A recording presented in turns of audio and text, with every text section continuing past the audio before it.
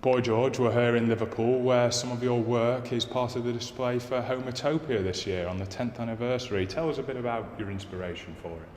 Well, I've always kind of taken photographs, and I guess my inspiration is kind of making people look as beautiful as they imagine they are.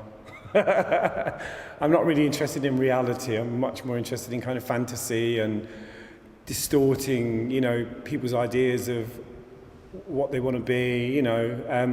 There's a kind of glam rock aesthetic to what I do. It's also a bit punky and a bit 70s and I guess a bit 80s, which is unavoidable, because that's the kind of decade. Well, the 70s and the 80s are kind of the decade where I kind of really discovered music and fashion and style and different things like that. So that comes out in all of my work, and this kind of whole load of stuff. This is like part of a series of I'm going to end up doing hopefully about 100 Ziggies, different people in Ziggy wigs. Because one of the main themes of the exhibition this year is the personas people create for themselves, isn't it?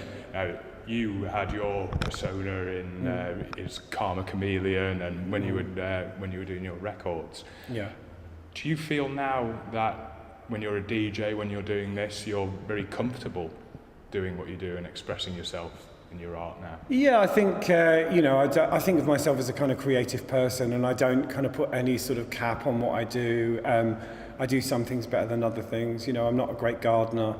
I've never tried to grow vegetables, but when it comes to kind of,